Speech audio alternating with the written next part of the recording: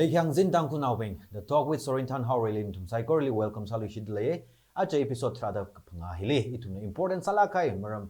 discussang room Lishidra, Acha topic na trade and commerce, Lakelon, Laysak, humoram litum Sang Yesara, itum na Taija, Lakelon, Laysaki itum society likaname twiggy activity akane. Ot klo, ot koyor, ot dergar sada leji, kami, Kala itum na Mikasha Pongshap Clay Maklay, itum. Kana lakai important salakai topic akang sai chen itung apom lila hiwi maram li situation ka thada leima maili condition ka thama laka leima maili itung hi trade and commerce flourish sa se ka thada sara khina masang sakma khina kasak khima mai leili gi ji maram ku chung ka leogida acha itung hi maram discuss sang room ra topic hi min lagai na mai khai mi khwai kalam min lagai na ngasan ye sa khwai itung li acha tangku yar khoka ka thum na rang rumi haidle ina tumne ava introduce samire kalai tumu discussion hi moron chat ba khwai sa se remakab da iwi ya pang ya shongli pam da klaya kuira KAPANGPAM ZIMIK former EM ADC UKHRUL Ningxie na show hirazang mida klewang kakanya sada kuira SOMATAI MACHINAO president tangkul miyanga long kuira SOMATAI la Ningxie show hirazang mida klewang kakatuma sada kuira PEACEMOON ZIMIK president tangkul leisak long Ningxie na shigatumu atam kasa kya ka leisa lala show hirazang mida klewang aje itumna sangye ka sa humor maina humanga aina itum kuchunga theising ko isang bangra kala itum society li haksang raisang mera gjiwi kajihan kala shit kasang leye ning share are itumi ngasang ye himoron ron chat ba vaisa se atang ina mention za gai ta da itumi laysak trade and commerce Lakelon gi itum society la importance alagan kan alagan leida kleine jena arwi nishi gtumui organization tum represent sa da klai hiwi itum yang raji tran ka chi chawi activity nga tai tai de le itumui Lakelon hi impact le share de le influence share de le kalan tum activity le share le ogida tum ni question si avava in han wanga ye remakeup da in a queer KAPANGPAM le question hi han okay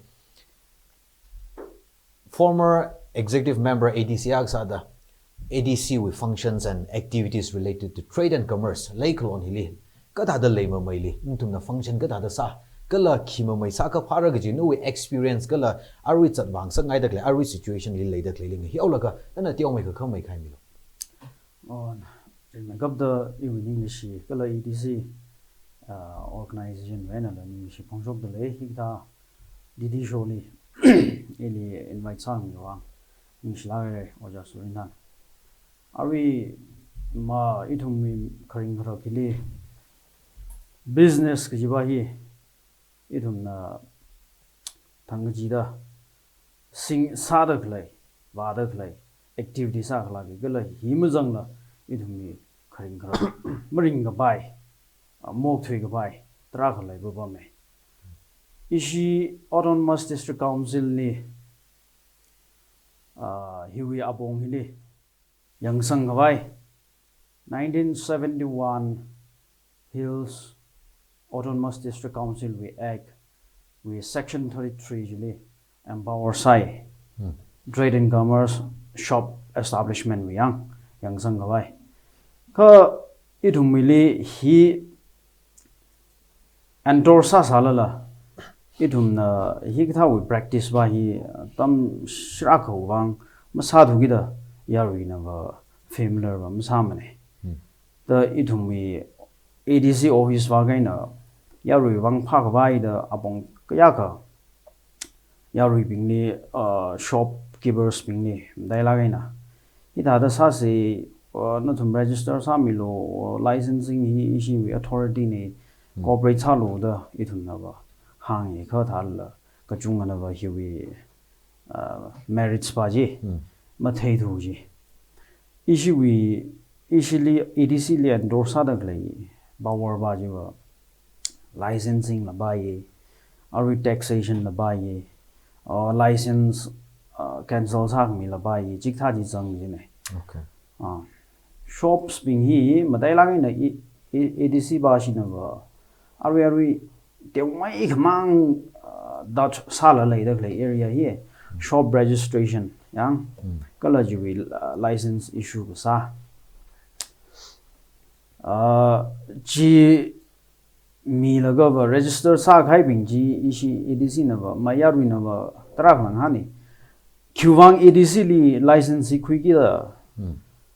idum license malai la la thada dukan sa ngai bing sa ba yo thada lei sar gi hi authority ak na control sa faim nem ni jik thal tra la le ke isi yaru yang khai dum na ba EDC we power we a jingjili ka tong ali ra hai ngai nai dang jiwang nim ne yaru li phap tang sa ngai ka na ba authority competent authority a khana zatak lai songza jili rangum da yaru bing ka tong ra khangum ji yaru wang la benefits lai plus government side ai na la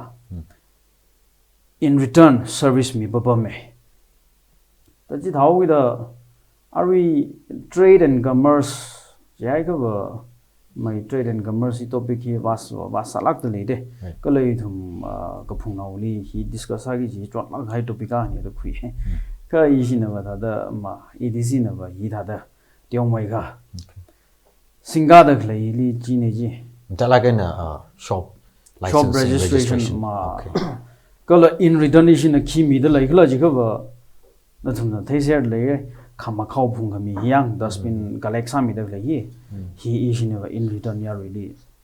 service mi da lai small down area department we na ya okay inshallah ning share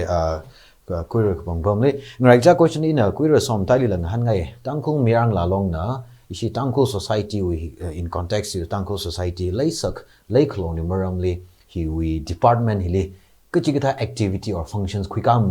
mai hera kala kwikang ngai gi nan la tiong me ka share samilo ning share titi la Sorinthan tangkul mirang la long tangkul youth council nomenclature wa tiju da ming pho ji wa tiju da community agli kala community ag we youth ping hina khisaram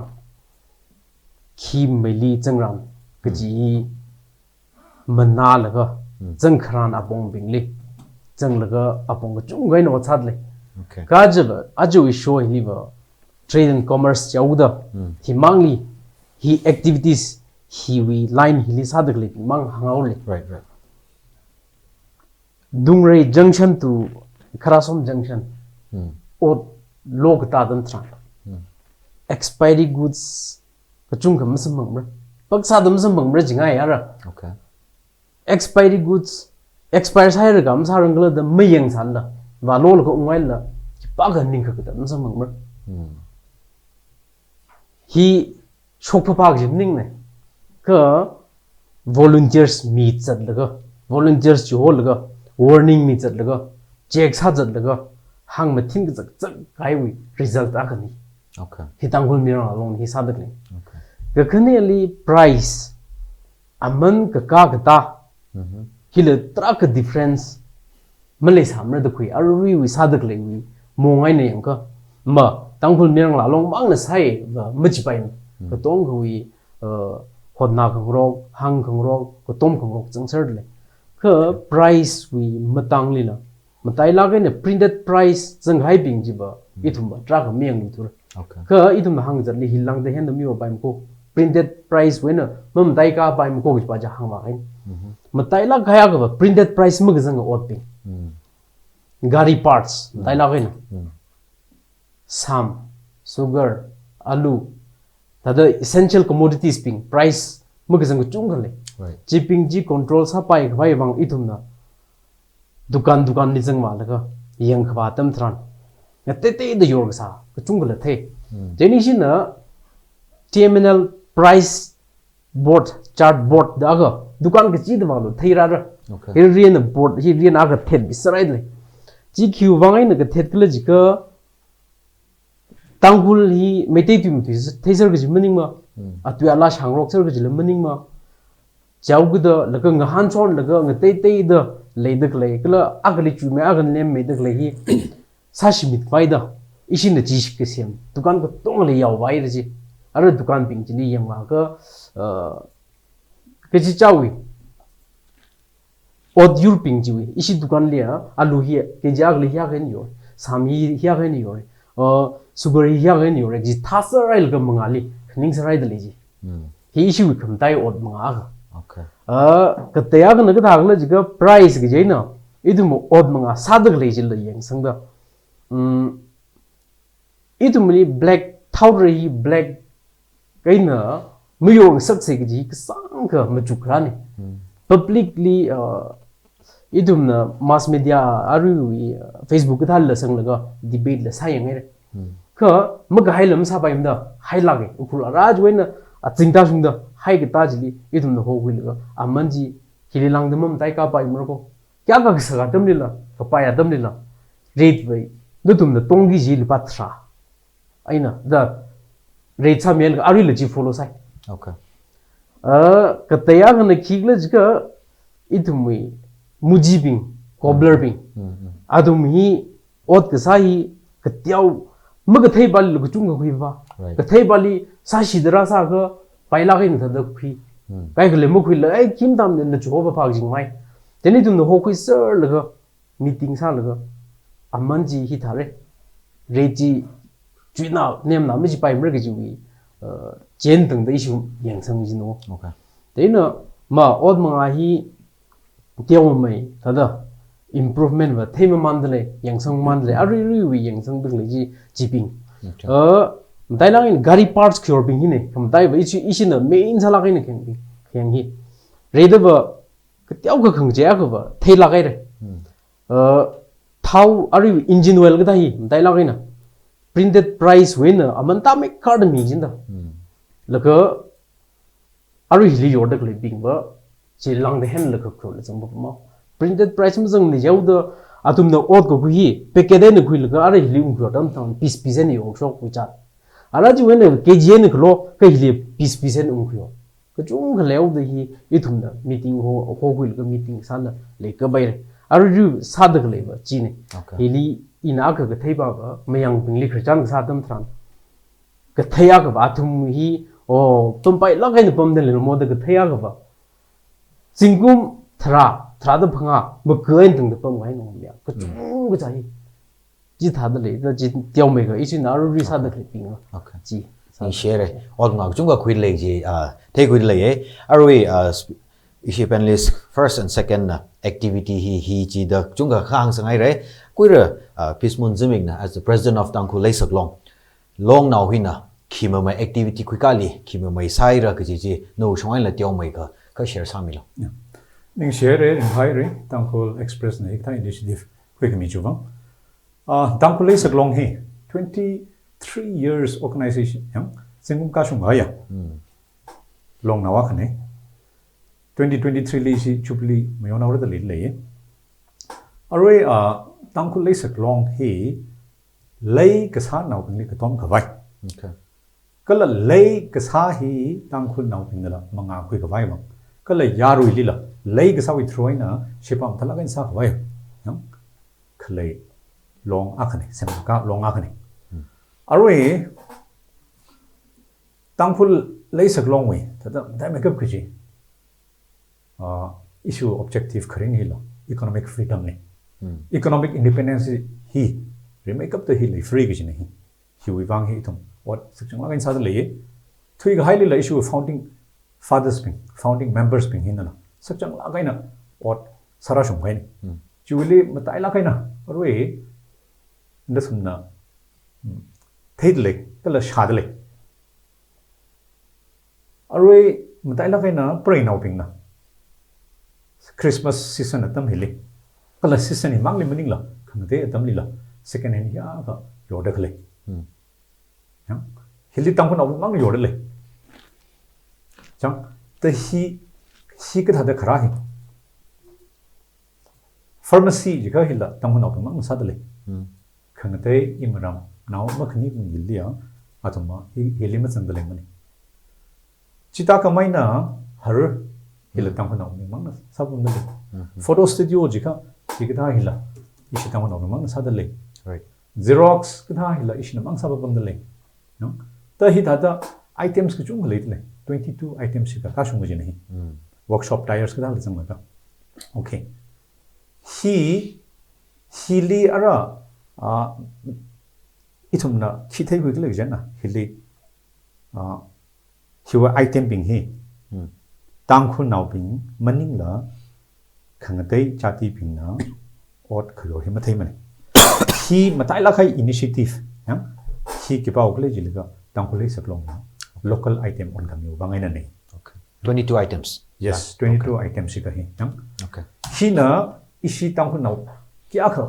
pingli employment opportunities mi dele kali gita hi gita hi local item on sa sig jiwa isi tang nào ping hi khang tei chati ping la compete sa la ka itum hi gita hi your shop le la your la your shop sa la pai mane khang tei ping na atum na da pai ma ka da sa shop le re. Okay. China khane chi introduction of local item hi nai ka khane sa ta isi tang le sa klong hi na arui business ping hele ithomoi economy hi shemka se kala thu business ke sa chili lamanga sat mai bayar no da ishina seminar hila marak marak le sami workshop hila marak marak le sami ka thuma sa da ishina local daila gaina you tenor hile local entrepreneurs ping hele promote sa se da yang en sa le athumna and kyoda athuma enterprise ka da ho ko phokila itum jile wa to mi encourage na sam mi te hi nahi kala khangte isina da ka chang de chida kala hapta ga chida isina sa za takle chiwa khigla jilka price ka da isi checking thala kan sa za ba mai isu action committee ping na than ga jile mara khali da executive ping na changnar ba mai weight and measures ka da bi hinda check sa ba mai. Okay, ya expiry date relation thala kaina hi yang sang ba mai. Okay, ya okay je arwe sa hai ping je. Okay, ning share arwe kuira sometime jina athang na mention ka sa je arwe kuira PEACEMOON na mention sa de le expiration of goods expired goods check ka sa ga ta weight and measure we arwe market batala na arwe UKHRUL town hili yeng sai hili specify sa laga ka chung cha hili activity ku ka le o da organization ga teng de le laga arwe rates later living keep on regulate sa le je ya ri thengai. For example, lai saklong na akhang tei ra hang merang na akhang tei ra hang ADC na akhang tangkhul nagalong na akh shop li jiga itum ya riping la pukhang pa le and then shop owners ping shopkeepers ping la kipali follow sarak ji with confusion lag jung le jen issue we hili kipana ka da regulate sala gra ji ka da le li and then hi da organization hi nga teng te de le o ki da hili ot ka sai hili na chun na sa khangai ji implement ka sa chan conflicts le lag ji hi thengai laga ka da da yaruina ka da thei khwing sangai ka da sa ka pharak ji nui opinion tyo me ka share sam lo ku so. Okay, question ji thala kai question hi thei ni bro masala sai majingai mag sa ban na sai de claim san ka je isina price check sa ba laga hi thalo hilang de men ka bai murko ka jadam tran ki pa gi signa ai asina isili ji thadra hangai de janjamai na lesa glong na isili ji thad warning ra mere ot hi lupa shaga men ka lo de ra hangai ho jen isi ki pa wi ku ra de ki pa ga ngan kai men le ji. Okay, jen isi gu pning li ba o da ga price rate sam ni de hi TMNL mangla ka ji wi ning ba le jen price check sa kala hili hen lo men lo ga ji hang ka hang hi itum na saba pa gi mning la ya wi tong wi convenience ka cha ji thei khui pai wai di si dima puli la mi hai de delhi lil mi hai de gari janjam gari parts ka daw ji jili o gari parts pure bing hi ka chung jam delhi wen khu ngo khuli yo le ya jen delhi li hili khwing sak kang han sak bang han sak la ka pau phau la ka hilang de men pai ma ko tong ga ji ba jek ma sa lak ma ka ma tai la gai parts bi ji itum ka thing mai jen ji ping hi thai the rate ba ji hi thai the sim vegetables ping fruits ji ping chile ji ba me isin di ma puli ngahan ne hi taxi jat de le ot phung de le wholesalers ping ngahan ga kya ka pai kya ka ta pai kya ka na cha UKHRUL kya ka cha ga ji ba hi isin na la ji hai ra ba na rate sim ji no khang ta ya na now shinawi toy gari yor de le ping ji price tag ma jang de ji ping ji Jadi sini sak mai tu itu sahaja jini. Atum tu kui dekla apam jual nak kya kau, ini kui hilik kya kau nu yo. Kekini li ham ping, ham kau ping utensils. UKHRUL gam ta ya tumna idumli manipulate sa dagli hin da price tag makam da tumna yor khangai yor kai ka ba issue li rar no da pai mi da ba yor sa re ka ka tong ka compare sa tam thran tang khun naw ping ni atumna manipulate sa dagli hin na tong hui dagli ka pik da ka pai ning hi mung hiao ka ma them ra ma pha ka ma them ra pha yang je na wholesale we ni hi li u khiangai na ka thei ni je ni isin na ji hi li ma hen pai mra he ji li hi lang da much me pai mra ka ji bai hi ba isin na ji read ba sin me da je na ngai hiao le ga se mai da le je na aru ba nextly read hi li lang da much bai mra hi thar da hang khara organization le ga la ji ba itumai ni tum akse cham na ra ji tha le jai ka isi ba ji ga pha ne kali ga da tum da hang re sala isi we nang te la itum cham na ra ga pha ne ka aru ra chung da ji da wi pau ba ma sam mang lak rang sam bang da le sawi a ja kom ADC ne shoge a kum tang ko long ne shoge je na ji pa ji isi ba o kya da ko shog ji sar no de isi ji pang ma jang thore ka ru le de le price tag ma ga dang gari parts ping ham utensils your ping you gari national wi toy pure ping ji ping wi shin da de yang sang ga warning ni ga sir la ga oi ta se gi ji cham sir la ga ba le ya ru cham okay fai re arwi na na gang ji le ayar wi delhi da dimapur ga da wi price rate compare sa la ga nchina rate ji mi ji ne so he fluctuation le shono mo market li ba jena how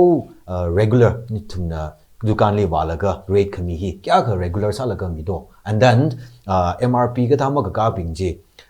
rate khami ji rate mi ga hai ji ya roi ping na ka da thai do ji ba mram ba ithuna ba ga la tech jo ma ka sa phang mane so na shu shwan solution ga da mi ga sa li do ji hi da sa de le jaw da tong wi detail sai na sa shi ba mening ji la gi dai abong li tum to lob mi la ga abong li lampong de tum chi study sa la ga ji ta se da ga pam mening thu ji ka sat pa ba ya ka hai rab bai na gi ni details are one by one wi thum ma lang me ka hi ping hi or kya ka tong kya idum na od parliament ma thala chili lo de kle we na od ping je na hili yo de kle ping wi re ka ta yang ji no arinan khang ji kham ju ne yang shon ba ma sa ram ni right ji wi ka chot le i thum ma la ku ja ka ji mayang ping ni ma ga li ba ka hang na lak ka ja ka thai ku wo a tu mi ngi chi ngi ji le tu ni tang hu na ping ngi chi la ngai na ka bam tra le je ne hi tha se ji we na 50 ne ka hili hya ka men ka lo ka ji pai na ba understanding ai na ku chung jang chat chin one by one i thum price tag men mi okay ning share ka sak la ka chung ga le re ka hi tha ka phang mai mraw gi ji le thum lang jek shok man sai ina queer PEACEMOON le la ari ji same a ka han ngai ara tang khung myang la long hina ji tha da dukan li rate ping ji yang mi la ga hi tha bai ji tha bai ja thum la chung ga sa de le ye tang khu le sak long na hi wi ot ngru thi ka tha da yang hui ka tha da thei hui li ka la na thum wi ot ka sai le sak long jo de hi ka tong relate sa de le long now hi li chen hili organization ka tai TNL no TMNL no ADC no le da klei lin thum li conflicts le ka otsak shi le la ni thum implement ga sali and then itum wi yaru interest yang raj tran hi ka thang tai tai the rate semi da klei itum song la yaru ping la ka chung ka confusion le yawe sa hi wi li no hi ta situation no opinion ka da le li ka da yes sorry ADC hila itum wi yaru wang ne tangkul myang la long hela itum wi pa mai tangkul le sek long hela itum yaru wang pa mai ara hile tada dai la na hang mai pa no long avu le da le hi avu ram ni shepa sa mai bang kha hile kachi cha wi ot ngrut chi mathala kaina tada thai la ga a khaina aka khaya shi la ga a khaina aka ka tom ming rok la ga a khaina aka mo wa ka shung mo shung jili la chi pai sang ming rok la ga chi da ot sa bang sa ngai okay tang hu nau hi tada conflict le zara la ya lak pa mai long akana akling ma khö akana akali khik la sa akana aka wi bang pai khui akana akali pen ka ji ji le zara ge shokap te le ri lai khö isi tang hu le suk long wa chi ka chi la ma shok ma sa ga mi okay kha hili tang hu le suk long Trade and Commerce Council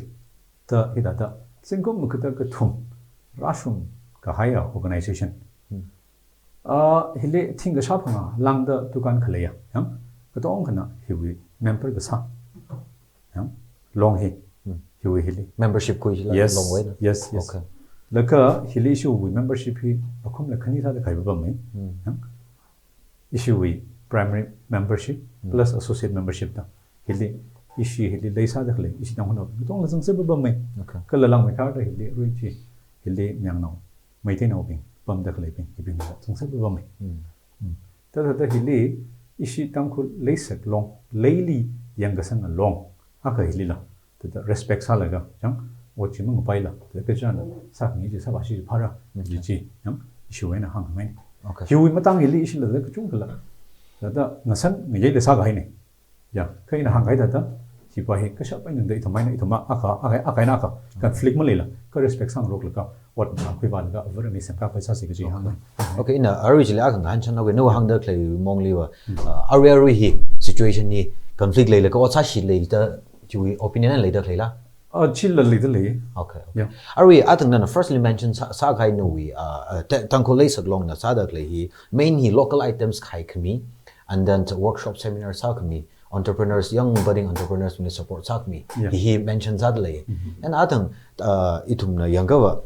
trade and commerce it's very vast atang mention sa ga ta je na price rate ka ta hi check sa khami fluctuate sa da klei inflation khara ro no or MRP tax samak sa hikta hi leisak long way na activity hikta akalam kui card lemla ka tha da sam le hikta wi door to door or shop to shop check ka sa ka tha wi price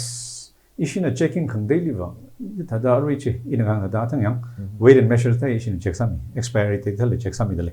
price hen la kaina khui sa kha yang chigta deliver ishina la athom lila yang sang babam dele marakli office li hodale kharjan na sadale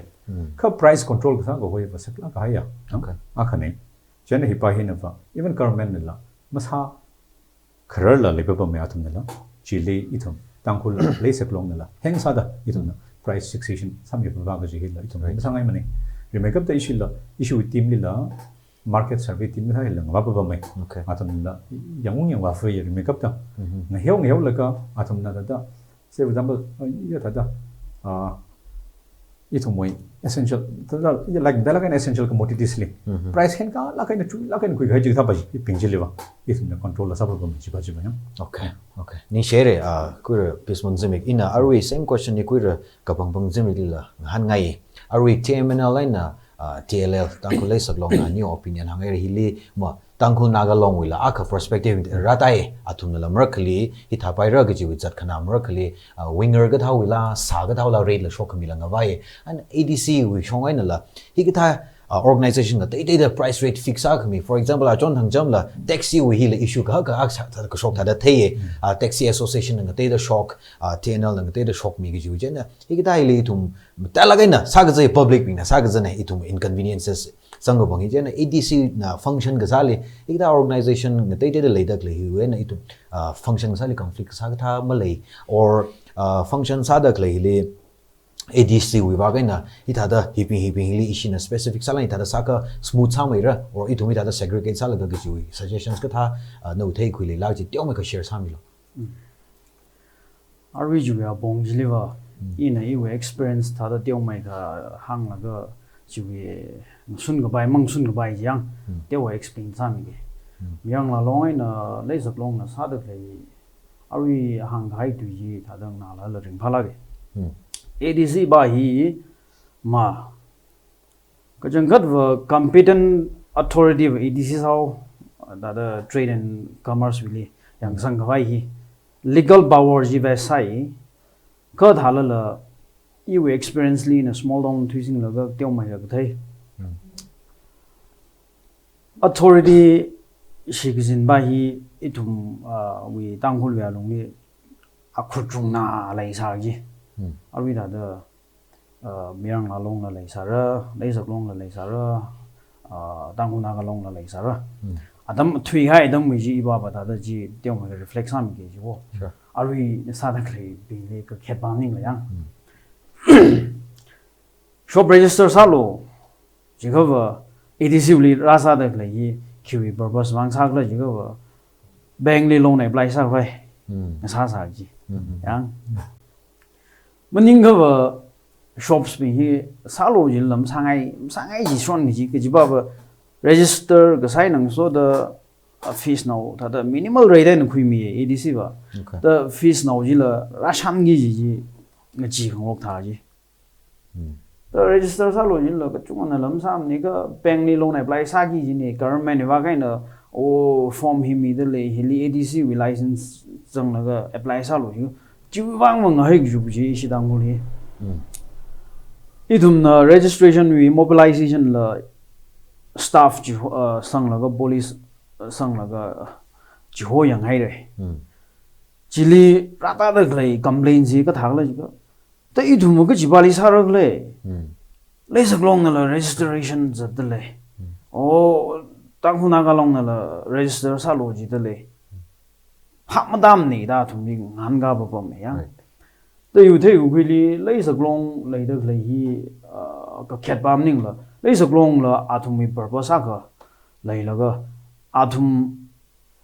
lays other claim being jiwi welfare aka shem kani the kui ewa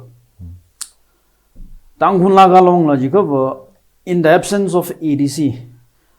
it humility fangsa the raw with the young sang vai akalamak later on atom na ai mayang bing na or leisa da glebing na ayat mung thro tiong mai ka yang sang si da yang sang ka sa wi tra nai na ra sa ho ji da wi da sa sim ga da wi sa wi rate ka tha ya thum na la hiya ka ya ji ba ji sem ga mi ba ji lei sa ho I dung mi ya wi service ka sa sere ji wa appreciate sai ka ra ina hili da da phap tang ngai ba na ba lấy sắc long là miếng là long là tang huna ga long là có to ngon thada bar exercise wa sa dale khap bar jili la legal bar ji ba hi hing dei ho legal bar hi ba hi khang dei long na hong dei li ves ma sam ni dei ba khuye ji ba ji ina criticize ka sa ba ning lai reality ba ji hangai yang idum na conflict laila gi baji ju points baji li ma sakham tha adam sung ko ya dam sau gi da tiong mai ga pham da hang lo pu hang ba lai ba ba me lai sak long ni once registered side idum EDC li ba khaim lai ni ji lai hao sorry tang khulong ni register sau gi da EDC li sa khaim lai ni cho ishi ADC baji we small down department he wa da yaru ina da hi wa ka thaka ka ngai ka thaka ka thaku ngai ha thung ga ji mo nga ngai na pom sa ji la ji rectify ka sa yi chot lai na sa hu ya dam long li I la ka thum ji da oja weban ZIMIK srar khong ban president sa lai la ga ashila small down committee da lai la ga function sa yi da hang ina ka thum ji da athum convince ka sa ni jeni ina तो ना शुभ small down committee we authority जी का जो है ना राख लो जो जी थे लो जो लगे तुम जिसका सारम से नशी नसिंग बाई यू नशी सिंगो लो यो बजीने तो जिली legal या तुमने authorize का साम ले तुगी दा तुमला आई दा जो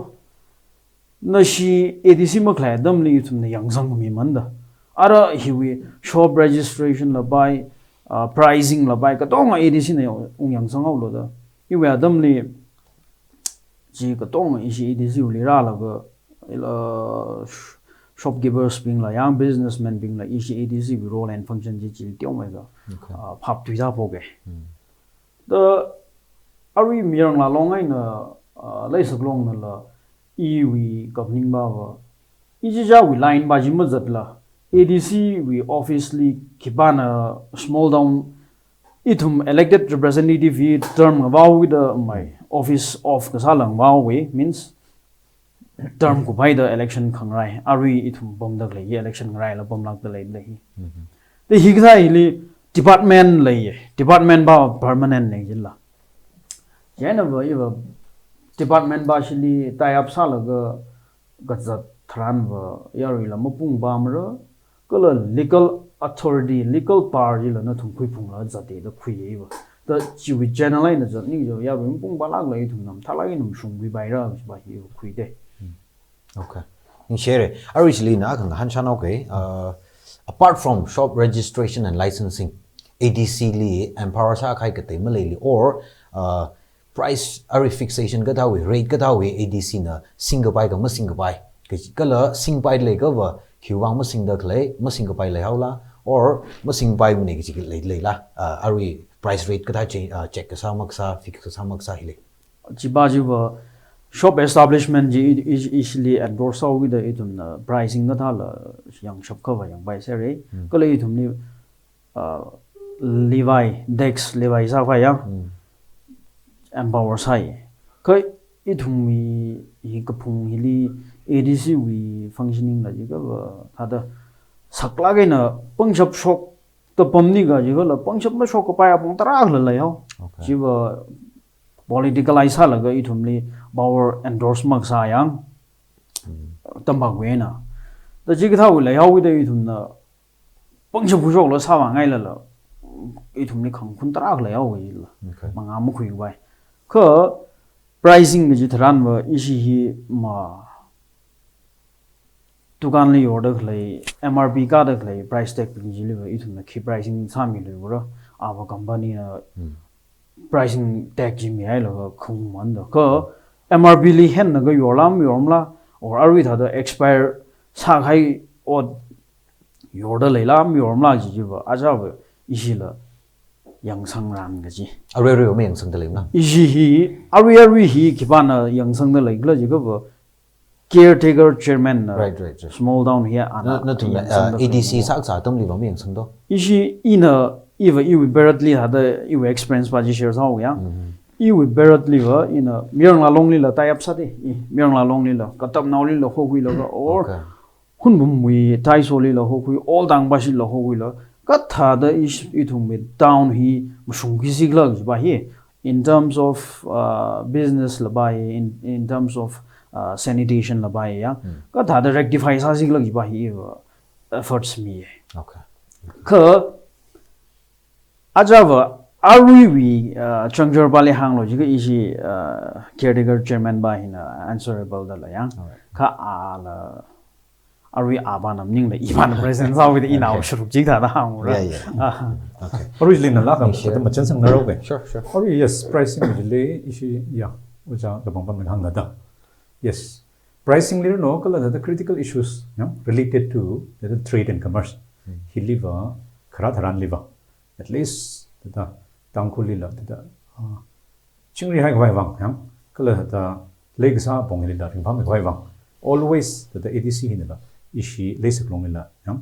ngasan kui na la ka ari say for example atong way the taxi jolo taxi ji thao like hikta boti hikta association hi la yang atom lila consultation kasali changsak laka ithum na pricing sa se jalla yang knowledge lengurum laka consensus aka ja khurashi jiba khon ga jarla nawdala ta peshok lu shok mare la hila chitsangi okay ye laka da things nga ga banaba taxi hila ishi local nawing ang thau leite hila local item hi ishi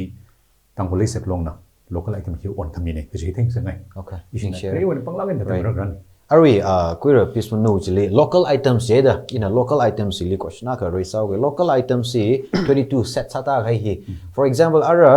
itum hi achu discuss ada kle hi area of discussion li itum the public opinion khui ishong discuss alaga jena khyang ji tran local items reserve sa gai hi li of course kam thala jang sa right by way of giving employment apom ji mi la ga itum tang ko na tribe sai business li how justifiable it is local items da kai hili kya ka satisfactory sad legi ji question sad le yaruina and then akhana ga dagle ji ga ara local items reserve sa khai hina itumi demand sadak le hili mi shabda le la ka ji hi question sad le for example pharmacy tangkul naw na khu share da le life saving drugs ukruli samphangli ka masang phangli ka ji hi question sad le ka chung ja hi ari ka tyo ka khama tha man ka sak ji hi ba infali refer sa we ji wi paw le le ye hilisang bang chung ja hi antibiotics ka tha painkiller or lang de rai so ka ko we isa ga pai we mang ka chung ja da hang le for example stationery jilala itumi lai ka thala khama thai pang da masang phangar mane or mung rang ki ji la ka chungao and local items da hi da le dak le hi is it a boon or bane kya ka effective sadale and then itumi competition mag mi khang sak pa hi na itumi market pa hi teoga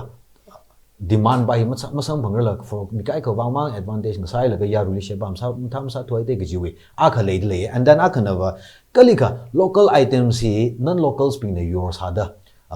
tangkulai saglong la check ka sa chan tu khui ka wa athumli ka thada deal sali gaji hi no we opinions ti omika thingai le share samilo okay Ari ishi na local item on migai hi item hi on mi baba jam ning ka item hi ishi na sing sapra ishi na sa sapra kachi item bing chi I one kamine kala item hi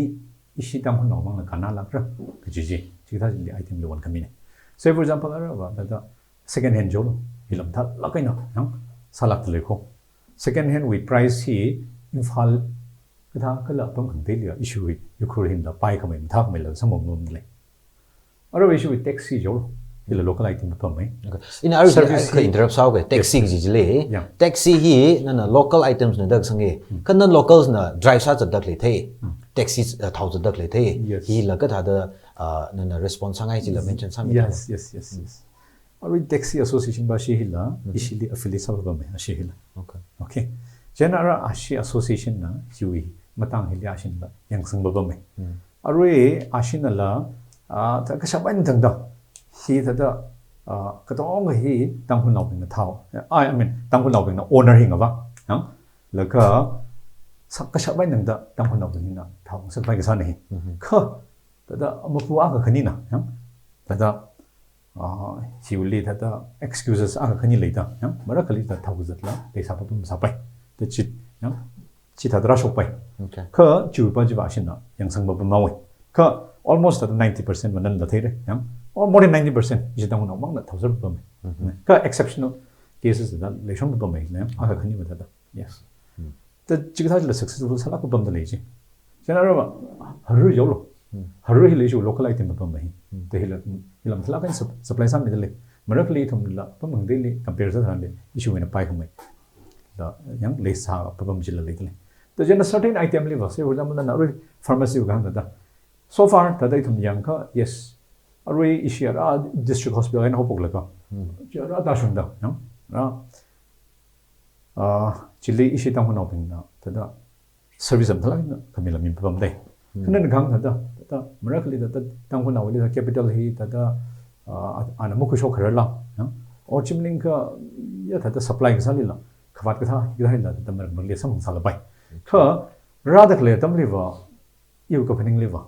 tala yu thei guliwa tang hono bing them thang mai kan ko chung sok man le roi lai ta thumna hiwi market ka tha hili changsing hui zaran le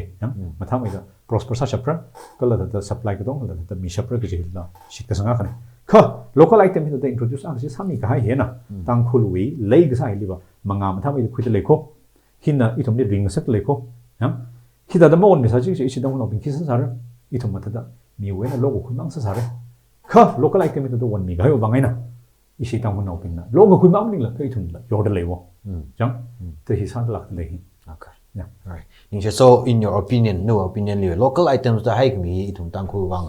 advantages to make hard le ki san ne pha mai khare all right ga ari competition ma le da le na sak jaki kam le sam la maram ba ishi tang khu na ma wa ka te wa na competition ma le thu gi da ishi tang khu na ma na yor da le for example atang na capital ma le sam da ari bing ji ma hai mi ro thu lo for example district hospital to azin zatkadai pharmacy lagai na tia khama thaimane tio mai wen le share le uda na start pharmacy le example sa da khang sa ne then local items da competition ma kle hina yes competition hitar ka lage competition hi khale tharan le service lam thamai ta papa mai khami baba kha hili ithum tang ho naw bing la thada hili sa kashap le hai kha ithum na kisa ta hili ma chong sang shi isin na khila isin ma sa shi tada any business leader no tada makapai mung shung khana mawang shung khana chiwa le sa pai kha hili le kashap pai na dang ta ithum la mabung phala kai na standard le la kai na ka shung sa sa bai chiwa ithum pot na yes ti tangku le saglong na yang sang mila jik da jin demand I mean supply hi maramba local items ni shin set sak mi sau ki da yaruina demand sa dak leji sampang shop khawai ji tangku le saklong na miang sangmi do ji thing Ishin la chiva marak le ishin la supply ka tong he especially essential commodities hi ka ba ma mi lo chi tha pa ji thong yang sang ba right ning share queer somtai shai zan na hi local item si no we opinion li is it a boon or bane ithum we wang khamdal le sal pai jakshila sal pai no opinion li ka thada le li ji aruina hangai da competition ma le tu ra supply he ithum demand attitude ma khlai la ka chung khala yawe chen hi no opinion li ka thada thai kui local items le da issue market li okay ari local item hi khamthala trak le sara khleba kai dum na khenga tam thran ukhruli ki wangai hi expensive saula ji question le gain dar yes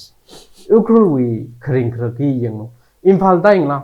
ta phaisa ma jang la ring bai thai imphali bai me ka ring bai ji ukhruli ba chui na da ki ga ma le standard ba ma le income la ga chung la ma le ka price ba chui la ka ne ring shi na ji akaba ka to na phaisa da le akle ho hi ki wangai kla ga ji ka phning adam tran local item problem a okay prakhet ke jem ning go ka hi problem ka ka le le janjamai no kwa na local item on kmi wangai no tax mu kui nali namang le singlo ji khai wi thili mapu ba jili phaisa mu kui la dadam akamang example sa ne phaisa kui khai wi thili ara au odi phaisa khawlo ali permit nawlo lairi ga an permit sing de lawlo jaw amang le yor bai da ile phaisa khuera thagara yu odi aman umta khai jaw da rajli pai da khilla hilika sakai no right hi example a kan da local item with danger ji ne har ukhurle har ma pai me lak samra ina ga piding ne imphal idum la ngayawe mrakli tai ka ukhurli ma pai me hi local item problem kuk chung ga od hila ji khlew da ji atamal mali tu da mahang pai mra local item on khlew da phaisa man ka thyo ma puwa kan sing thyo hi danger ne red light mra rang sa candle hi tang hu naw sing sa da chili kya ka chu de yor thyo ka chi hi example ak mang in hang ge ni tu pasiu policy ak itum da ka thya ga hi chi le ji ga ot ka thar introduce mung sarang ji ada da ot ka thar ukhul mung tarang ji atum line ma thaw mo atum da khung de la ka man chu la gan yor sara yor la ka ungai ra le ra kai ka tong le yor ra ga jadam tran price wa 50 ka mi ji 18 yor ra jan jam yang yor la ka ra ka te le chadai ra ka te na 18 yor pho wai ra ga jadam tran ni tu na 15 tar ta ka ni tu le ba sara example idum hi danger kakhneli idum local item ji la organization gi la hili katiaw ko rele cha ik diaw hang gi reda phagza ukhurli hotel 100 wala leisai 150 wala leisai phagza hi hotel li jena na shireli li ishiwi festival hi le pogaw jena idum li program kha hakta le pho khai uti phajak wai hoteli organization chi de siam thui gai wi thili khi le gla jiga kipa gi shi ga 200 ni musita bai mna officially ka unofficially ya tu ya lungli le ji ni ji okay jena re red ba taxi wi ramoin gra driver ping hi aman ga pai phal ga 90 wi chat le cha sa de khara ji organization le khlew da organization chungka khlew da 200 wi mang sa khai no hotel kham tha ga chagshi ga am thai dure ka 200 rate fix hi danger ni idum li hi le apu ga sagi then local item or idum le association chung ga ji hi li danger ka chung ka le ara idum ga sai ga khyen ni okay organization ajam raga am thai dure ji i mang ne ga local item job da local item mui ba ba ya sakla kai na ba the shaham ga jaga ba engine oil ar gari second hand ka chung ga jai city limit ga pai ukhuli ungta da ne puere jen parts low parts ki engine oil hi main ag hila local item owner ga ji shan le go hi on khlew da mayang ping na price tag li suita la ga mi da le hi i mi shi chang dang hu naw na khui khlew da price tag ne ko nyaw price te hen kau ro jen thung da inimong da Yes. hi danger sa lau then ka chung mang ke local item hi with danger la ka chung le ukhrul expensive sa da le hi wang la ka ni da ya Okay. something ai Aure hele thada papta sei ki ba. No lung ra sa ke e tha da round nine za se ina kui ra ka bang bang RC thro sa fra la ka supplement sa ngo ka tili atong kui ngok sai ina kui ra ka bang bang la ru jing han ngai local items da le da le are we so far discuss sa da le yang go local items hi na advantage ki pali mi klej ga ba khayor pali mi da le da in thei kui da le ka sak zu ba ya ru na sa zu kui da le tha da la thei da le maram ba ba local item da mo won sa la Ochi bazar li market li yorka chi ba public bi sam function da len consumer bing ba ka ri cha da opinion ji ta da thei go le ku ra ka bang pam zimi gu la opinion ni theng local items le da le ni itumi market hi li adang ku ra som dai la mention sai re price rise ku chung ga ling sak le thung le effect sa le ji no opinion ni ka tha le li le thumi trade floor sa da le li sak zum sak za ka tha ga pha me ji no opinion teo me ka thei le well hi ba hi ilila hang ho ji go yang local item one khai hi 100% negative chadai la mang se yang I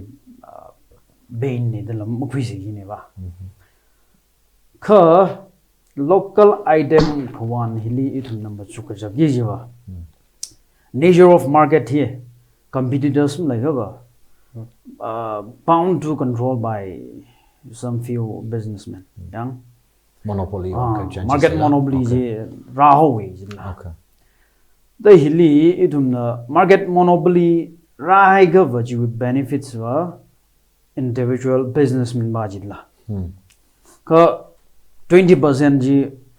availability of quotes ba ji 20% with benefits ba ji wa yaruina samang ga bai ka local item laila tada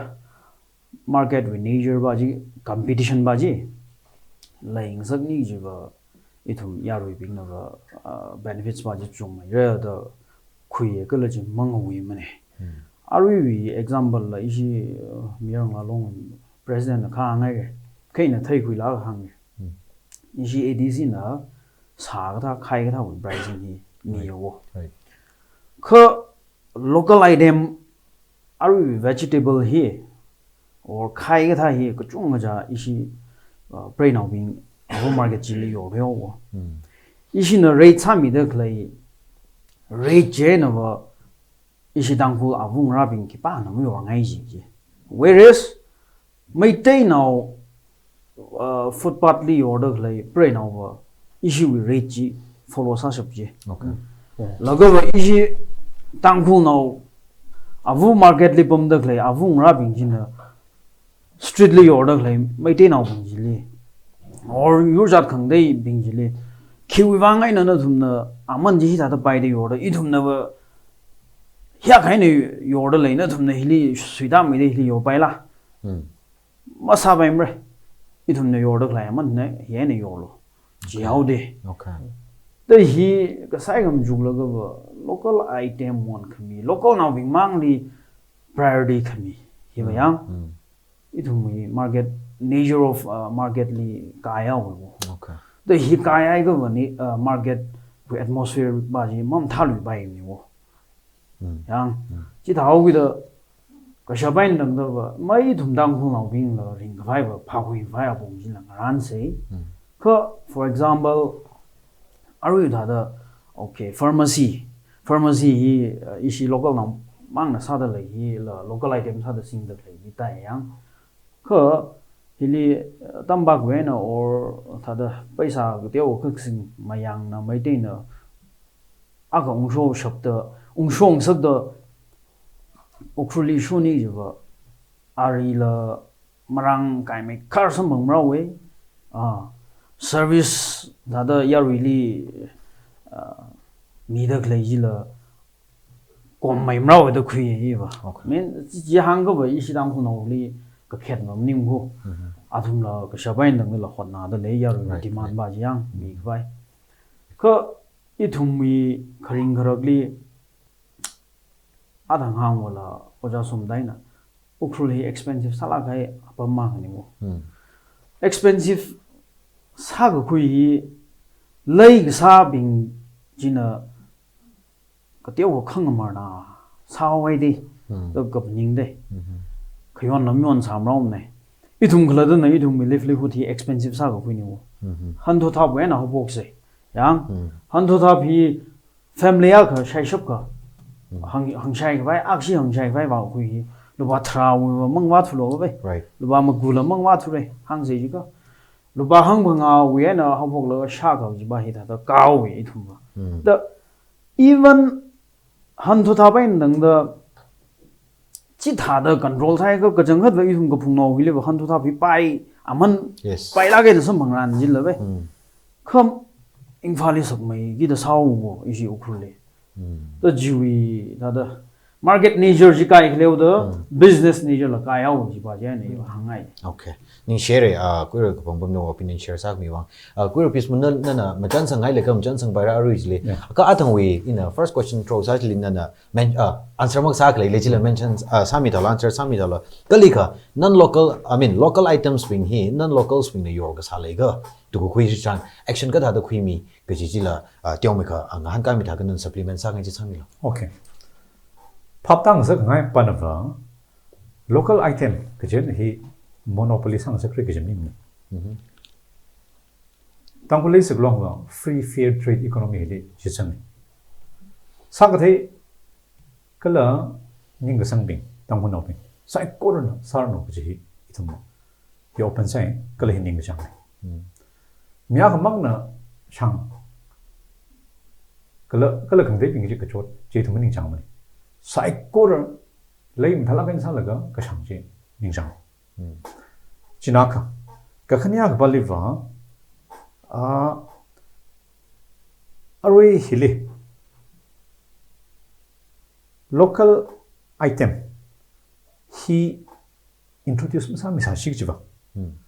na thumla chuk zing lo phaning yang lo tangpul pri nau ping achi kisa der do thumi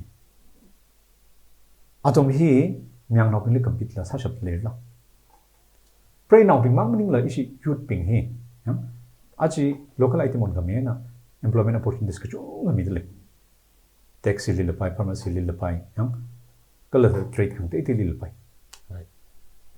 thaga issue wa employment ka dai la masa mangak la khi ka ot masa la mi kya ka shwe khang rui mi kya ka cha khoi mang khoi ma le da chot la khain le sang to china ka khani sare okay to ka thum masa da ki thum ishi tangkul hithada local item hili ithumna tiawmaka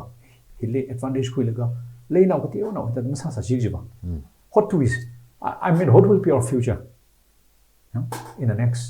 okay like 5-10 years ka hang mong value ka te yu na ithumli overpower sa athumba na for sa ro ju yes okay athumba hin va tha na the so saw with the issue le tang ko leina le sara da aka khani na chongsok salula athumi thi hao athumi sa ta mi hai okay complete masa gre khina maram sa samrau to ठीक है जी हिली तदा अथम नला हिली इथो तदा इशिना स्टडी का साथ रनले तदा हिली ठीक है ही मरा खली बता अथम नला कहा ख बिग फिश जोरमा हिपिंग हिन नला तदा अथम नला प्राइस मैनिपुलेट सा को जुपलेगा साथ में गाइला चिला लेके पपम दले ओके या यस निंग शेयर आरवी मतालाई न टेक पा ही एम्प्लॉयमेंट मी लोकल आइटम्स सिला कजी ही ने आ ख सोंगाई न वा price rise si lately because he na why sa say local line local items we ka athang in a question throw sa je non locals being na local items your ka ji ka da action khui mi do ji ji da ka issue na chi mo yong sak mane issue na warning mi ya jena warning ji la athang ma si sang ka marak le thang office lo hong ba pam mai okay yeah okay all right ajon thang Facebook liak thei mention sang au wi nei ba hi har yor ga sa hi executive ping ten le sak long executive ping na check wak sa ga khwin da pong thyo wo hi fine khwi la ga pong thui ga athum chi lo khwi la ga khwi ga da khwi ga klia tang ko le sak long na local item wi ta da arui har ba ji ba ji chang ba ji ba hi ba local no ping yo ki ji ko ji hi ashu wi hindu samaj nang wa ko ile muslim samaj nang wa ko ka le korkha samaj nang wa ko then local item on kami hi pingi jang sel gai thum agreement sal ga ya khang ro ne chiba chi yang general thum na chi yourself ki da chiba ishina khumi gai Okay. Okay, ni share. All right, local items we hili south house are next year are to price rising ze ola. In a queer kapang li question here. Okay. Itum na are in zek dag li ta ukruli expensive sak jang kadai ri ji ko dong na mi aser le da khui. Kai kan nang zek war ukruli ngai logi ji mud le daily flat loss ang hain la phawai de la kai kapang zek de le. For example, security deposit ki ji hi ka thana introduce a bokla mathaim ne ka ara dukana ka show ke ji hi 3 lakhs 5 lakhs security deposit pong rok tale shima klayakli deposit ba hai laga idukan sar da ba misang ka sang rok tale ye and then luba phanga wi no thi ma thai ture coins azak ma thai ture that means itum society li paisa value ma kli thak la theo we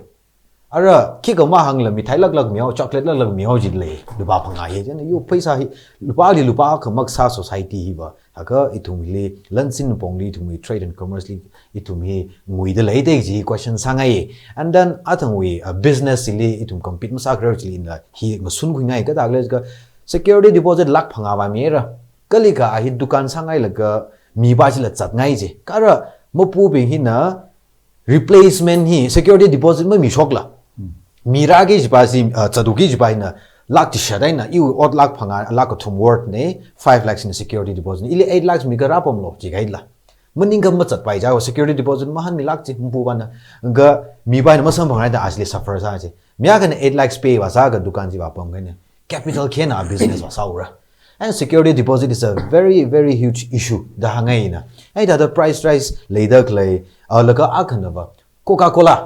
he mentions how ga na 40 rupees with 50 and your guy kana kind of 45 and your delay photocopy hi lupa ti gai re in a vaxali the re bai and then main market limiting me ga tyoga circular road ba alung wak chang ji ka 5 or 10 rupees extra ba kuishon delay ichum market it ha leidak le hi kiban yang san ro do kiban control sa ro do kala hi atang hangai de itung klata na itung klata employment generate sa ba ba ni hi rak shong ni chisila ka da no opinion issue market ka da le li ji ku ra ka bang bang ZIMIK no opinion share sa mi ji maram ji wa da itung khala da it's our own creation yang market situation ba ji itung khala da na shyam ga kui jili itung zat ta khlai ni wo sak ta shyam kuila sak ta zatra pai da shyam kuila pai da zatra hili market wi da market nature ba ji itung o hi da da zai hi tha phang gi ni ba mang bam ko kho na na hang wo security deposit mai security deposit hi khiwang phui khla ji ka ba na shimapu nei ji ka ba shim ji in case business halaga ka kai ka tek mai tree ka da ka tha lai sa he ka or na wi tenant jina yang shimbara ma shan la ya mai ga ji ka tha control sa bai wi wang security deposit khang ba ni right kho I thum wi ba security deposit khui da khlai na ba ki la ji ga hi business trainer ha wan here de security deposit wi ba jang lem ni ne jai ga ban na arwi khang da room na wa kha da 15 by 12 by 15 or 12 by 14 ga da hi 5 lakhs 6 lakhs li ma ta ma ni wo mabu ina shim mabu ba sa la ga ba paisa le de shim ji sa maning sa ji bai bank loan khui lo shim ga sa maning sa ji bai kho shu khui lo ga business sa bai da shim ga sa da ji shu khui lo ga sa thran I wi interest shu ka hai paisa ji thak lai na recover sa wai shim ji sa ko phat leo deposit lak collect sai lo je no mi ai lo I le shi de bom dui ga inda idhumili banking system ba hi idhumi business li kala idhumi khring rakli banking sector hili hand in hand mag zadwi impact a khadi je okay ma the hili remedy hang lo ji ko hang silak de le awi ba hi ga da corp sang sak sik lo ji hang silak de le idhumi survival of the fittest yang survival of the fittest we da game long da thui khai ni okay no we opinion li itum hi regulation body aka khalai hi darkar sa da mathai roi tha yang sang ajaba tha banking li hand in hand itu mi kring khrak li zat se jiga ba athang hang wala itu mi mayang la long na lei sak long na TMNL na hi mang ning mi bai mi wo miya khawi security nganing mi gi ji ba legal authority lai da khlai organization or institution ba ji na nganing mi gi no jiwang ne ina athang hang wala loan apply sa project registration raksa pui wo isi EDC le EDC with registration ji jang sam lo yai de yang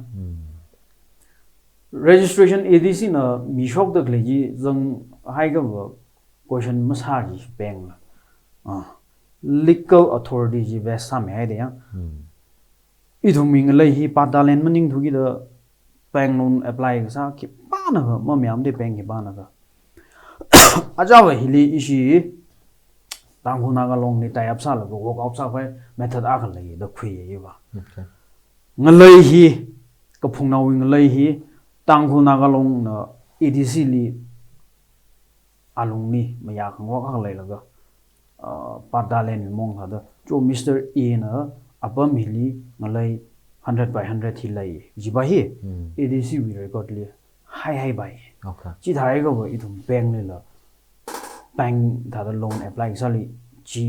karan da sa da singi ji la ji okay kha ji lam lai thu gi da jot ma ji da hili da competent authority hi wi thum shung gi ji go EDC ba le ba jang ra sa re kha ji ya ri phap da tam khajang fure I thum da I thum efforts mi la ga continuous efforts mi la ya ri phap ta hang so pai okay ni share queer ka bang ZIMIK ina arui queer sometimes jin now la same question hing han ngai arui jili security deposit kang ji ma jangat ba kali ka jili pam ka kai tek shok la sim bhara ka tha mai mi ka chi ta wen ka tat khui bai for example itum daily league ba tam ni rent thi cham sa 10000 is ka security deposit 5000 mang ka khui ni kai tu mi li ba security deposit ko khui sim sa khui ka bai lan mu thui sang bai tha da le la and then security deposit ma han mi ma nei ke ji wi pau wi shao chili lai shon ne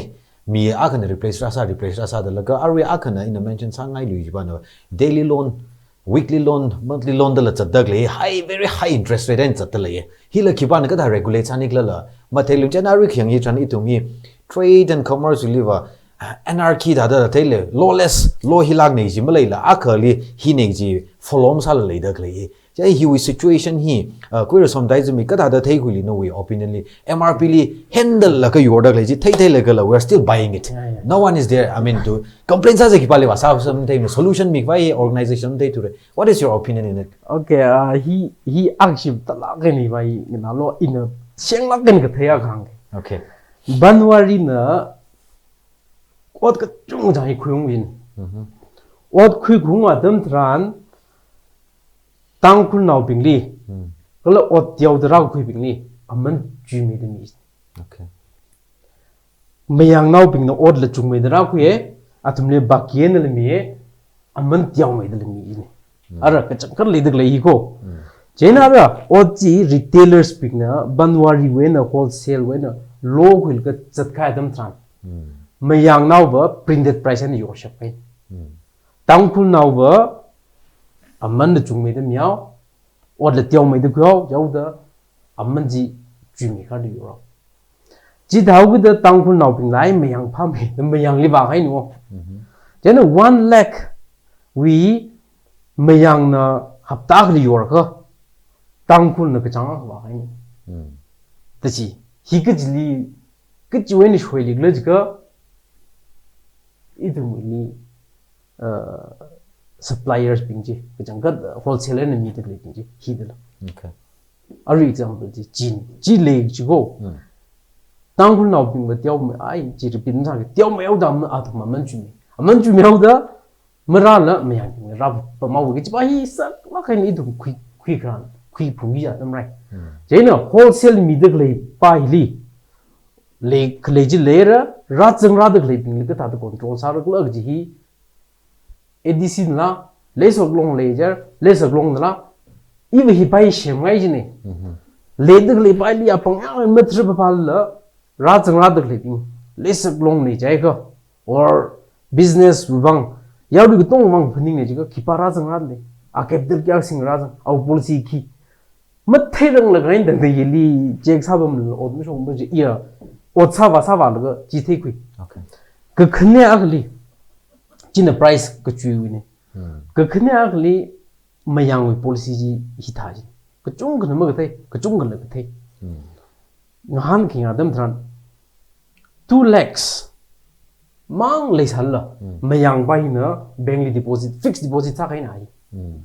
ji dai ga fixed deposit sai ga loan mi de 2 lakhs deposit saura 3 lakhs or 4 lakhs loan kuira laga ai dukan ungsa jno khuli laga ra dukan ungsa laga chin chara chin loan chan ka man after 5 years fixed deposit adam ku bai ra ja adam cloud ana 2 lakhs hai ja ji 4 lakhs ba khu chok jene 4 lakhs hi ab capital le ta da hu mai na ku chok ra atang loan jin la ring aura loan payment ku bai sa ra tang khul naw ba himsak thidla jeni itumni thiai digleji plan policy ne chang thai mo hira shok kai ni Okay. aru le digle UKHRUL style jini itum nga thingyang phai ka ta da myang agna cobbler naw sal ka chingkum ka ba maula orji phanning kheng atam tran dukan ka te naw sare mi ma khra thare kha hi chingkum thra pa mai hi kyubang awili bangwi policy ning ti guy hi thar hi da mi kar thang wi calculation le ga sadak la aga kle wine khring Okay. lagai tu mi tangul nawi masa ka thaya ga neglect iduma pam ne jaw dejga pung jigoli ra so ngai ra so ra pung thali ra so ngai ra so ra pung madili shungai ga shunga ra Right. go thor tak walking jadlo mayang bing mo so sa ra sa tangul naw mo so sam ra ji idumi neglect hiwang ni tu ma ra sang kisini Okay. laga ko chot od lum sai tangul naw ba yma restaurant aman sakla kain tangul wi standard meaning la city with standard serde le UKHRUL restaurant ni laga restaurant mang sa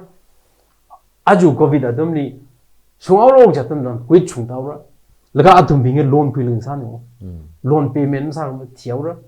aja ma aja leg sa mu puji kachang a khani uli bainga mu pung te sa tangul naw jat na ji ni Okay. jani tu ma khang thei mene consistency le ma le mene I sar ga ji routine na timetable mission thing it me ko chod da chile itum hi thei hui Right. Ni share kamta points ko chunga share sad le arwich li khyang ji tran ma itum hi instead of kachanga do achawa 5 lakh security deposit masala chain capital sa ga leisa how proxy ji ba leilon proxy ji ba chunga difference le ralo pai da kui ka itum kla da sa ta da le chunga da thei le same question ni kuira PEACEMOON ZIMIK no opinion in thei ngai price le da le security deposit hi ya pay sang ro ka la itum li paisa value mo klai da thei la ga high standard of living but then income waka tiola gain later for example private school ka we hili oja we salary average how box starting thai 6-7,000 mine la lei de le restaurant akli otsa da le bi thum kharjan sa chun kai kli ba 12 hours in a day pay sal la just 5-6,000 mang pay sal le ya thum li chi dai ga itumi for example ara awi wang future is very bleak awi wang and then business how box it is very limited awi future awi chances ikala Shan John Vai jilla non branded sala jacket a hili 2,000-3,000 gad le shoes kada 3,000-4,000 gad le kacha ko to lo bain lo mo lo khar la le de le mi kai ko ba hi no way opinion li ka da le li ki comment sanga hi ta situation li tyo me ka thai ngai Yes. I hele ithum way mindset tang no mindset change ka sa hi ta kar sai. The mindset change sa hoi bang hi I think like more awareness, more discussion. The yang hi ta bang ta kar sa ba bang me spread ka sa hi jang. Like you ka paning ni ba ta isi tang no da kai ka bing na chi ta sa sal bai. Kai ka bing na tam ta la kai na sa ta khle successful sa la kai sa ta khle la. Like pa bam ta la ye ma sam na. Phaisa ka sing ni la bai ye kala ta ta thum na ta business kasali la pai ta la kai na manage ka sa ye ba le kap ta le. Okay. Aru ina dharing pala kaya ka tata kathai pa na ba aru tata shimapu kai ka ping he ara atom hi deposit la mahing sakla just rent ma khui dakhle chila le phogai Okay. so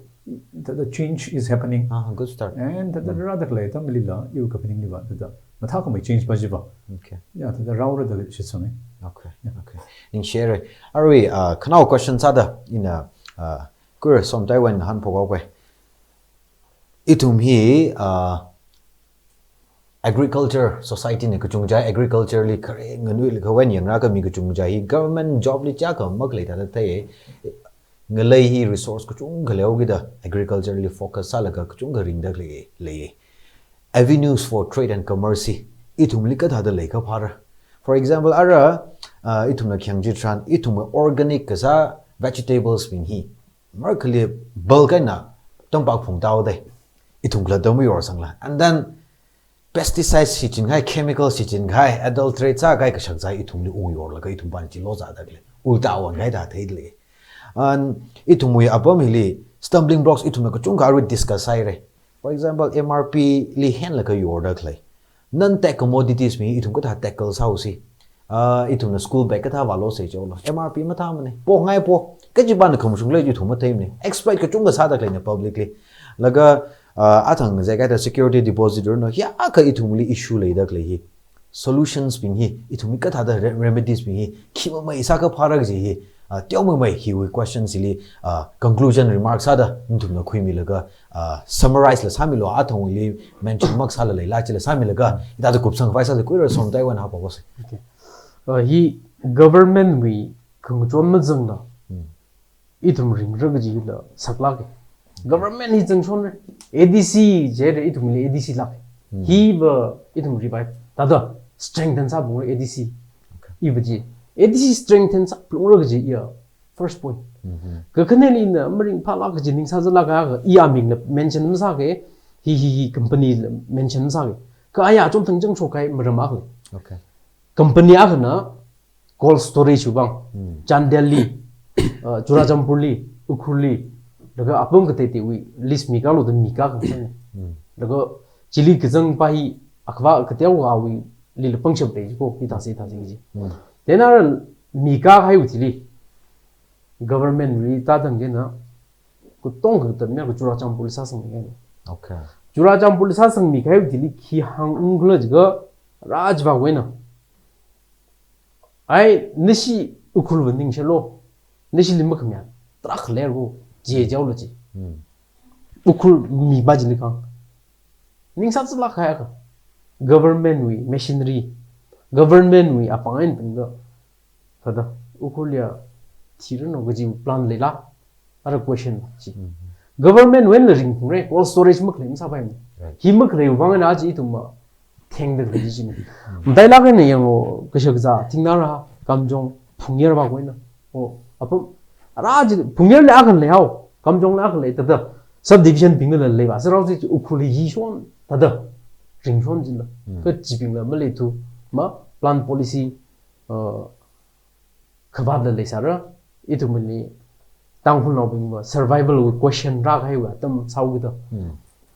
hang sa the policy program kam ta khira la hang sa the mang je re phung me kai la shi la gen hang government we can join ADC strengthen sa okay itumli cold storage hibo private na la individual na khung shap ta khung ko ta da itum abam ring pham me re ji hangai okay ning share kuira PEACEMOON ZIMIK nan la no opinion are we main sa da hang sang sak ngai ba na ba itumi issues ya ga le da gle we solutions bing hi ka da da khima mai sa khuira ka da da khuira pa ra ga chi tyo mai ka men san la are ishi tangkhuli transition period ka akhli chatak leng khanga chei we lung chatak leng khanga chei ko ho alung ni chatak le hli katung ka kala le sare yam khamatha la kachung la samang re kala chakashi la samang sa la pai advantage ya ri khalai chili ithumna tata dhala kaina khuithei le ka sama hoi la sa se kala disadvantage ba chi minimize sa hoi sa se ishi tangkhul ari ya chi tangkhul hi raisang sak se jai ka ishi hina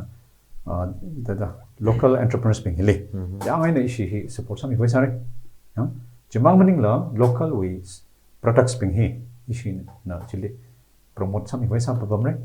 jana chili ng so la ga khani ni hing ling so la ga made in UKHRUL ka ji wi campaign hi isin la hi yang en sa khoi sa la ga no kil sa khoi sa re ga re ishi tang police long hi na aroi chi Southeast Asian countries no chi shong se ba dam issue with the Myanmar shong hi no hi shong hi re isin na issue initiative with through in a pilong market center hi yang en isin na develop sa le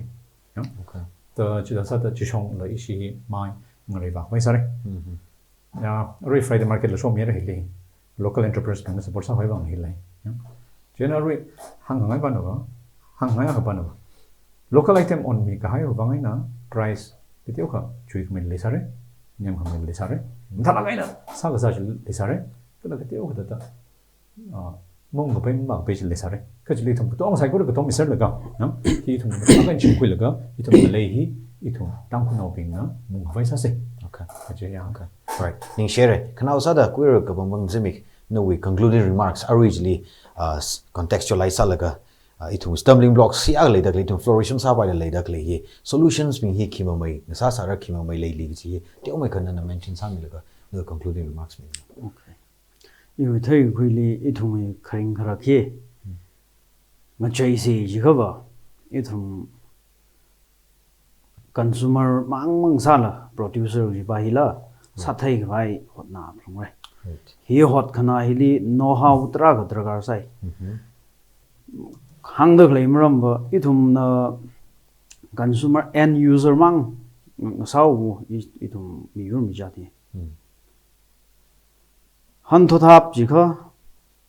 timapur we na phung laga hili shai da le sa ji kha ba hoksa harsa ka tong ta imported na chung yang khoi dhumi apam hili la ithum produce sabai la gese antu dab la bai arwi da hok la bai har la bai sabai plus know how he we agriculturally horticulturally ithum knowledge khalai mi khanui thot chungmai da hili interest kui hi leng sangai adang hangai re it issue with laser with trend hi business trend bai ada makhau da khayam ga gaw mo ngai na lei sa gi ji ring bai pha gi hi isi dang hu no go hi sang ai lang ni wo nan ba dai na yang sari sak zak khui tai sang gui la ga lei sang ai ser jin da bai ka ri sing la ga hi with mindset ti yong jing sang ai means ko teu ha down to earth kha sa mi da i thum standard economical standard we are different ka teu ha down road sa da mindset ji leng sangai wo I we mirin ringwai shamu se ji thran I karim lai ga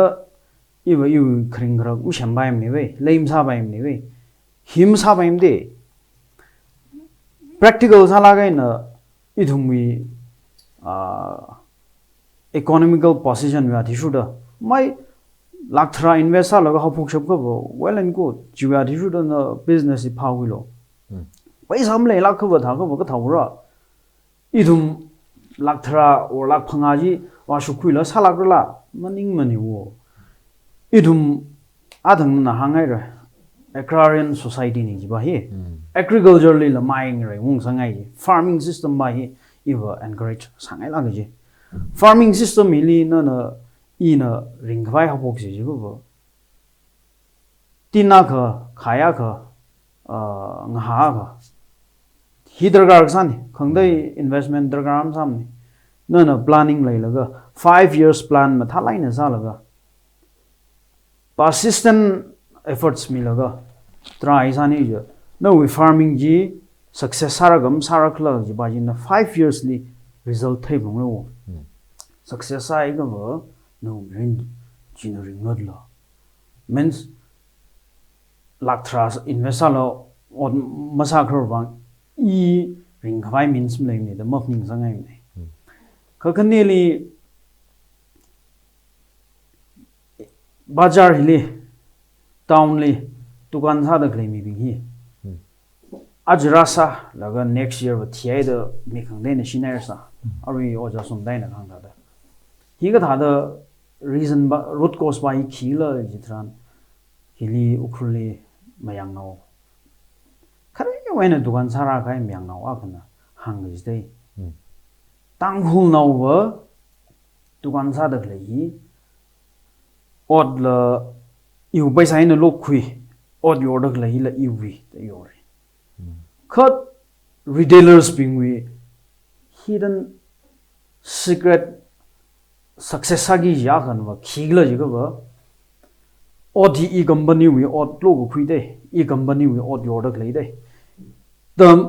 ningjuk je hai la ba odd salo ji dai ga ba success rate da han wo khaklat ba na ba ishi dangul ba I haru your jin da be haru ji ne shem ga kui da da ai ishi shin bu na ga ya ga shangai ga sai mili kya ga mi shangai bi she kaun ma sa lu ji la ji dau de income ba ju itum na shai that ma man na ga tra ga thi gai lai ji la da hi ga da wi mayang bing na them la ga na itum ni ri thui gai ba I wa company wi od your da lai de od hi nam shem khuim ne I khiwang shai ra gla shai si ji go ba hi shai ra ka ji ba shai ga I win gam lim sa jum la gi ba ji khe kho thui ha wa ji la ei dum ni dukan sa da lai bing la tiong mai ga hi ga tham mindset ba ji tam ga hui phai da khui okay kha ga thumali arwi itum khala dana expensive sa la ga na ring ga khui hi businessman bing na la I wi business sa da lai hi imang ring vai maning mani kha yar really service mi da lai ji ba hi I wa mathalai na supply na sanga hi itum hi od ga sa ga ji buli therma wi ni ngai ji ba hi lai la od sa ga itum society ba tha da jingri khai rai some society shokre the khui businessman being na in od sa da lai your da lai yar really shepa ga sa ni da khui ni jo ba tha da kan ram la ga na arui bong khui se rau sne ji ba ji ma sa ngai ma ni mo therma ni ngai lai la od sa ni ya the even we aspect of thumjili actually the itum society na ma jugni ji ba tiang mai correction ma ji khui bai bai okay ning share ya ko ka thum kuira KAPANGPAM ZIMIK kuira SOMATAI MACHINAO kuira PEACEMOON ZIMIK ni shi thum ni ka chunga ring phaning share na thumwi teishin gui gai thang met kala hi thada satwang sangai ji suggestions kam ta ka chunga ra hang stay mere ning shi gi janga de viewers ping la thumwi dui hang gai jing na la ka chunga ka pen sam bangai de shit sangai kala ithum na khui gai he na ithum la practically implement sa ga sa ji trying to society ka ga jai khular la ga ji ka ji han kala shit ka sang le ning shi gi janga da re na shi ga thumwi od manga ba mer no them mer no politician a khang sa da yarwi activist a khang sa da ka chi chawi activities at bagi dari od ba khui gi dag le yarwi bang raisang hak sang wang saruno ituna yangra ga kham ta tam khui pai awang saruno ji ji hang ga ni share ji hang shi dale kala acha episode le rang rumi khaya itum psycho really ka chunga ring ga phaning shi phong shot li shi dale acha trade and commerce lei kolon numeram li itum na min la kai na discuss sang rumai re itum na khya shi pai la khaya gentleman ka thum hina thei itum na thei khangi sa khangi kala aru le dak le chunga itum ni tam shimi gai itum ni hang ji thei gai itum society wa hak sang rai sang khawang salak ra ji shit ka sang le itum na aru chunga thei khoi re self reliant ka sa society ng sa plong re itum banking facilities um thal ka government ling shik laga itum akai na ka tom theng rol ga itum khamata le dak le ji ka tom kar ma kam thale la chila ka tha da ma tha khoi si ka tha da musung khoi si ji itum sa khoi plong ra itum na what's other like psycho really rationing ai jang la kala sa se gi la itum mention sa like kam ta points ko chung ga share sa da le itum hi implement sa se che itum khiwang mar sang mak sang mar la gi question sang ai itum lai klon hi mathang sak lak sai business hi matha da ma le ka trade and commerce hi matha da ma le ka itum chot khang ai chot da expensive sala ga na le dak le town hi na ina mushung khui se sem khui se